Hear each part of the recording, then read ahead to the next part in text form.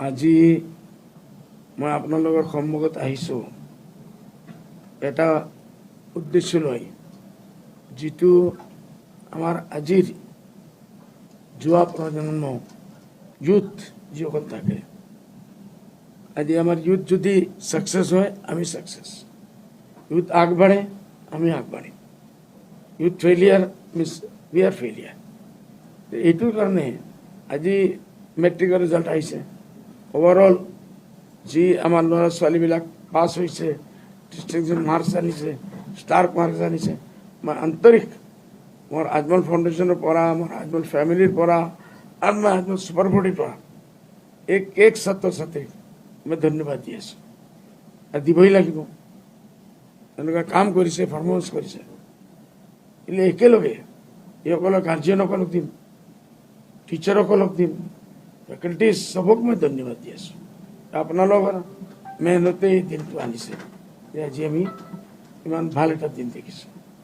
লগে লগে মই ক'ব লাগিব, আজি ডক্টৰ হিমন্ত বিশ্ব শৰ্মাৰ চৰকাৰে মিয়াৰ মাত মাতে, কাৰ কমৰ ভাঙি দিম, কাৰ ভিড় ভাঙি দিম, ডেভেলপমেণ্টৰ কোনো মাত নাই। অসমৰ ডেভেলপমেণ্ট কি কৰিছে? যদি শিক্ষা বিভাগ এনেকুৱা ফেইলিয়াৰ হয়, অসমৰ উন্নতি কেনেকুৱা হ'ব? কিয় আমাক এনেকুৱা আমাৰ ল'ৰা ছোৱালী আগবাঢ়িব? আপোনালোকে চাওক, আজি যে ৰিজাল্ট আহিছে, এইটোত টোটাল ষ্টুডেণ্ট পাছ হৈছে আমাৰ 100% মতলব 98%, গভৰ্ণমেণ্টৰ হৈছে 66%। পাই গভৰ্ণমেণ্টে ধৰ্মা নিদিয়ে নেকি? গভৰ্ণমেণ্টৰ মিনিষ্ট্ৰী নাই নেকি? এডুকেশ্যন মিনিষ্ট্ৰী কি কৰি আছে? 5 বছৰৰ পৰা মাত্ৰ এজনী এডুকেশ্যন মিনিষ্টাৰ আছে, বহি আছে। এনেকৈ আমি আগবাঢ়িম নেকি? আজি আপোনালোকে চাওক, একেলগে যি ষ্টেটবিলাক আমাৰ হৈছে, মহাৰাষ্ট্ৰত হৈছে, হায়দৰাবাদ হৈছে, নাছিক হৈছে, বেংগলোৰ হৈছে, এইসকল ষ্টেটৰ এই ষ্টেটবিলাক ষ্টেণ্ডাৰ্ড অফ এডুকেশ্যন আমাৰ পৰা বহুত বেছি হৈছে। এইসকলৰ ল'ৰা ছোৱালীসকল ITত গৈ আছে, বেংগলোৰ পৰা ছিংগাপুৰ গৈ আছে, এডুকেশ্যনৰ কাৰণে জাৰ্মানী, লণ্ডন গৈ আছে। আমাৰ ল'ৰা ছোৱালীবিলাক ক'ত যাব? এই নম্বৰ লৈতো যাবই নোৱাৰিব। ভৱিষ্যত কি হ'ব আমাৰ? আমি খালি পলিটিক্স কৰি থাকিম, এজনে আৰু এজনক গালি পাৰি থাকিম, তাচ্ছিল্য ভাষা ব্যৱহাৰ কৰিম। বহুত মই কি ক'ম? আহ্বান কৰিম, এইটো কোনো লাভ নাই। ডক্টৰ হিমন্ত বিশ্ব শৰ্মা এইটো ক'ব, আকৌ কৰিব মিয়া এটা মাত মাতিছে, মিয়াৰ মই কমৰ ভাঙি দিম। আমাৰ কমৰ ভাঙক, পहिले এডুকেশ্যনটো আপুনি লাইনটো ঠিক কৰক। শিক্ষা যদি আপোনালোকে নোৱাৰে, ভাল কৰিব নোৱাৰে, আমাৰ হাতত দিয়ক, আমি দেখাই দিম ইনশাআল্লাহ শিক্ষাৰ মানদণ্ড কেনেকুৱা বঢ়াব লাগে। আৰু দেখো আপুনি টোটাল ডিস্টিংশন নাম্বাৰ 16.42 স্টেট আৰ গভৰ্নমেন্টেৰ 09। লজ্জা লজ্জা লজ্জা, সেম সেম সেম। এই ৰিজাল্টৰ পৰা গভৰ্ণমেণ্টে এতিয়া বেছি থেকে বেছি কিয় কৰিব? ডক্টৰ হিমন্ত বিশ্ব শৰ্মাই তেখেতৰ যদি ৰাজ আহে, যিটো আমি দেখি আছো তেখেতৰ চৰকাৰ নাহিব, অপজিশ্যনৰ চৰকাৰ হ'ব। এতিয়া কি কৰিব? বেষ্ট থেকে বেষ্ট এজন এডুকেশ্যন মিনিষ্টাৰ চেঞ্জ কৰি দিলে। এইটো চেঞ্জ কৰি দিলে, এই যে আমাৰ 10 বছৰ এই যে আমাৰ ল'ৰা ছোৱালী বৰবাদ হ'ল, এইটো কোনে ফিৰাই দিব? এইসকলেতো 5 ষ্টাৰ হোটেলত গৈ পলিটিক্স কৰি থাকিব, এয়াৰ কণ্ডিশ্যন ৰুমত গৈ পলিটিক্স কৰি থাকিব। নাই ডিস্ট্ৰিবিউশন ষ্টার নম্বর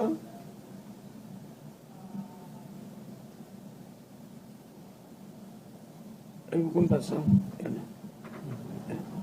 31.19, এটা আজমল 31.9 আর government million home government 3.18।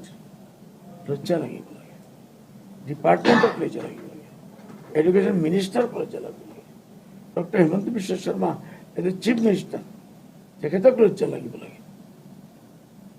Right দিন পলিটিক্স কৰি আছে, আৰ এই যে ল'ৰা ছোৱালীৰ লাইফটো বৰবাদ হৈ আছে,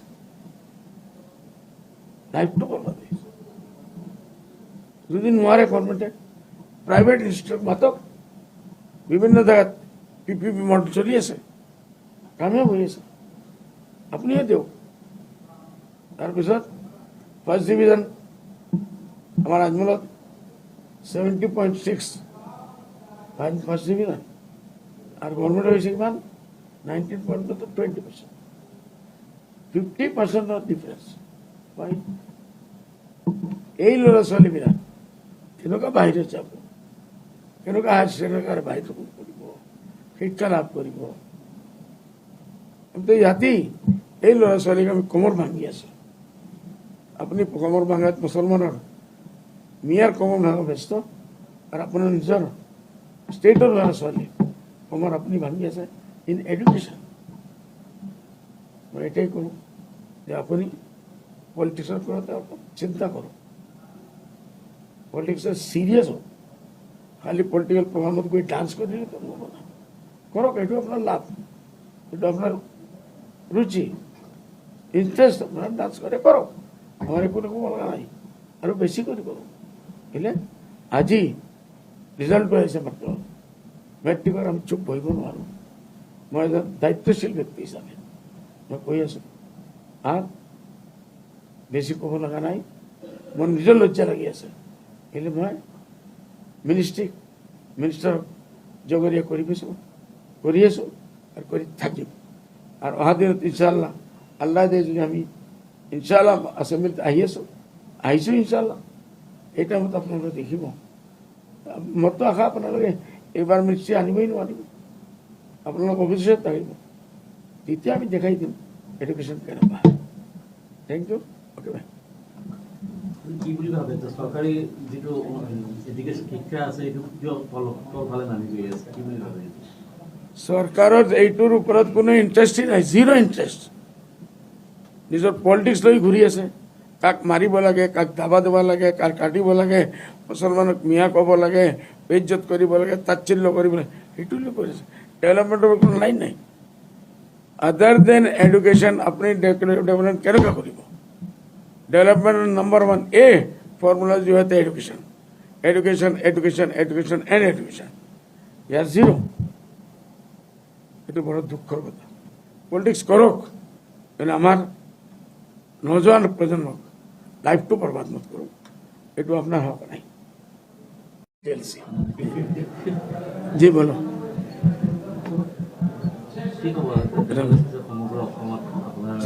গোটেই অসমত যোৱাকালি যে ভোটদান হৈছে, এইটোত আমাৰ UDFৰ যিমান বিধায়ক উঠিছিল 29 আমি দিছোঁ। সাউথ সালমাৰা মিলাই সাউথ সালমাত 95% লৈকে আহিছে, 94% লৈকে 5-6টা জেগাত, যিটো ভাৰতবৰ্ষৰ ৰেকৰ্ড হৈ গৈছে। এইটো গভৰ্ণমেণ্টে চিন্তা কৰিব লাগিব, এই পাৰ্চেণ্টটো হঠাৎ কিয় বাঢ়ে? ইলিগেল মানুহতো নাই, ভোট দিছে মতলব লিগেল ভাৰতীয় নাগৰিক। ভয়, চৰকাৰে SIR ভয় দেখাই দিছে। এইটো নাথাকিলে বাংলাদেশ হৈ যাব।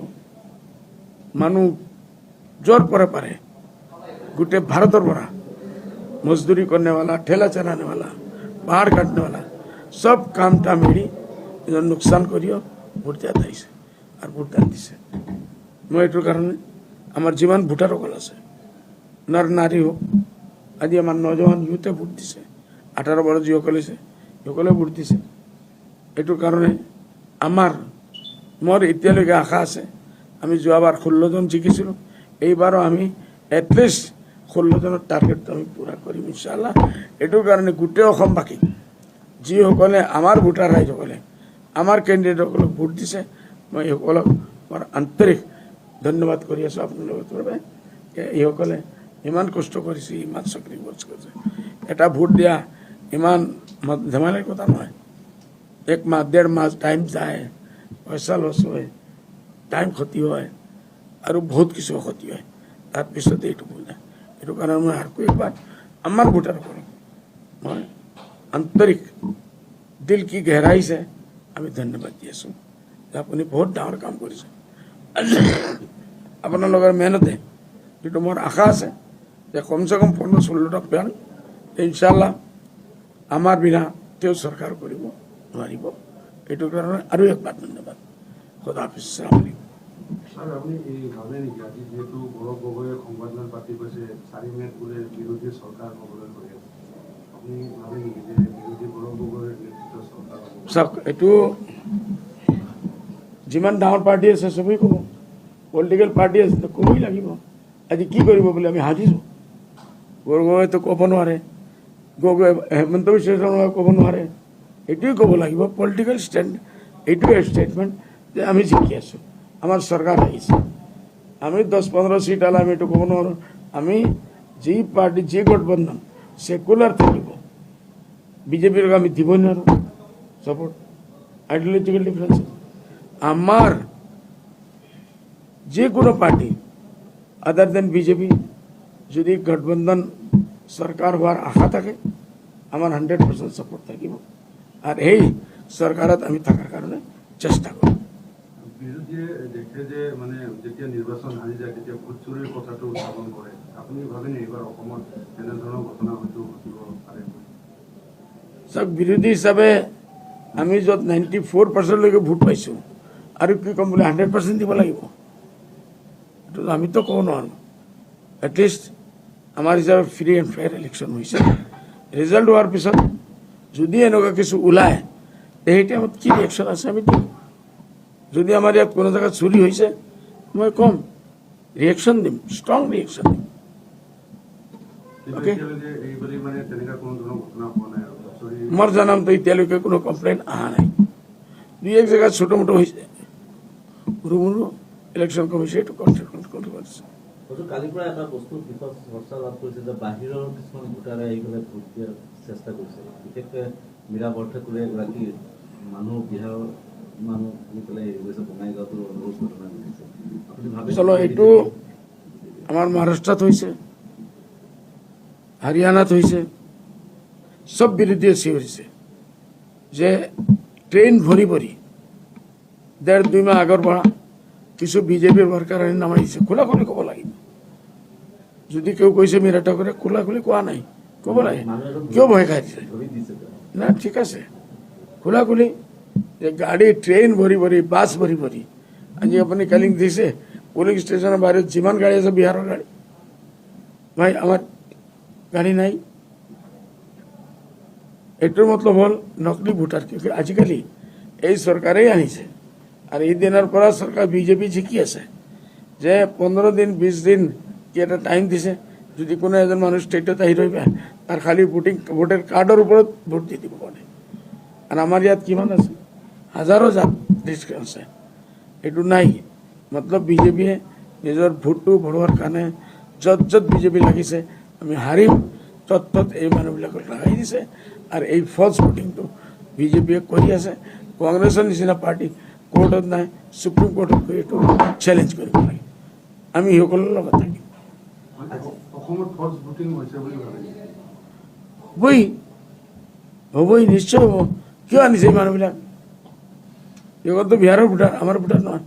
মহাৰাষ্ট্ৰত এটা বিল্ডিঙৰ capacity 3,400, because I belong to Maharashtra. ইলেকশ্যনত কি পোৱা গৈছে? 300-350 বিল্ডিঙৰ কেপাচিটি, এক বিল্ডিঙৰ ৰেডিয়াছে 3,500 মানুহে ভোট ঢালিছে। এই বাকী 3,500 পৰা এইচব আহিছে যে বিহাৰৰ পৰা গাড়ী ভৰি ভৰি নামাই দিছে। বুজি পাইছে? ডাউট আছে, 100% ডাউট আছে। অন্তিমটো প্ৰশ্ন, এতিয়া এই নিৰ্বাচন হোৱাৰ পিছত দেখা গৈছে প্ৰতিদিনৰ যি লখিমপুৰৰ যিটো কাৰ্যালয় আছে তাত আক্ৰমণ চলিছে। তাৰপিছত আজি দেখিছোঁ ডিব্ৰুগড়ত লুৰিণজ্যোতিৰ বাসগৃহত আৰক্ষীৰ অভিযান চলিছে। কিবা ক'ব নেকি? ৰাতি পংকজ চৌধুৰীৰ ঘৰতো পুলিচ গৈছে। জি, গুৱাহাটীত যিগৰাকী প্ৰাৰ্থী আছিলে পংকজ চৌধুৰী, কোন পাৰ্টি? লুৰিণজ্যোতি গগৈৰ পাৰ্টি, তেখেতৰ ঘৰতো পুলিচ গৈ লুৰিণজ্যোতিয়ে ইমান পাপ কৰি ৰাখিছে আগৰ পৰা, আমাৰ মুছলমানৰ দিল জ্বালাই ৰাখিছে। NRCৰ মামলাত কি কি কৰিলে কৰা নাই। আমাৰ যমুনানগৰ বীণা গান্ধীৰ কেণ্ডিডেট এইটো ইছ্যুৰ বুলি হাৰিব। এই লুৰিণজ্যোতি টিকেট আনিছে। লুৰিণজ্যোতি বিজেপিৰ আনিলেও কিছুমানে বৰদাস্ত কৰিলে হয়, ডাইৰেক্ট হেমন্ত বিশ্ব শৰ্মাৰ টিকেট আনিলেও মানুহে মানি ল'লে হয়। বুজিলে? লুৰিণজ্যোতিক নামানে। আজি মুছলমান হৈ লুৰিণজ্যোতিৰ এজেণ্ট হৈ আমাৰ 92% আমাৰ য'ত মুছলিম আছে, এইটো আনিব নালাগিছে। কিয় কাৰণে মুছলমান বুজিছে, ভাবিছে বুড়বক মানুহবিলাকৰ আজিকালি বুজাই নহয়। কালি যি হিচাপে বিনা কান্দি ভোট পৰিছে আপোনালোকে দেখিছে, এক এক জেগাত এক এক বুথ 2 বা 3 বাৰ বক্স চেঞ্জ কৰিব লগা হৈছে। ইমান ভোট দিছে মানুহে দুৰ্নীতিৰ বিৰুদ্ধে, ইমান ভোট দিছে। আপোনাৰ নহয় পুলিচ দিছে যে প্ৰশাসনে পুলিচ পঠাইছে তেওঁলোকৰ ঘৰত চাৰ্জ কৰিবৰ কাৰণে। এইটো চাওক, এইটো যি পাৰ্টিৰ লগত হৈছে সকলোৱে কেছ কৰিব, FIR কৰিব। আমাৰ ইয়াতো হোৱাই না, আমি প্ৰটেষ্ট কৰিছোঁ, ঘোৰ বিৰোধিতা কৰিছোঁ। যদি এনেকুৱা হৈছে বেয়া হৈছে, আৰু এইটো বন্ধ হৈছে।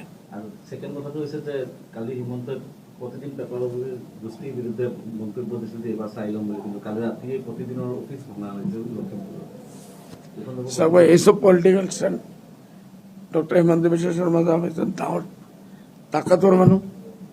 এতিয়া হেমন্তৰ মানুহে কৰিছে না কংগ্ৰেছৰ মানুহে কৰাইছে, এইটো কোনে বুজি পাব? এইটো পলিটিক্স, যি কিছু হ'ব।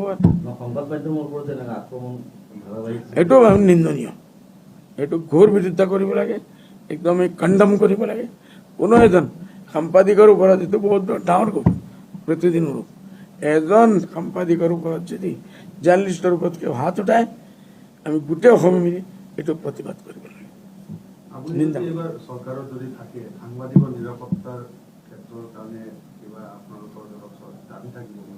যদি আমাৰ পাৰ্টি আহে আপোনালোকে দাবী দিব, আমি ফাইট কৰিম আপোনালোকৰ ইনশাআল্লাহ।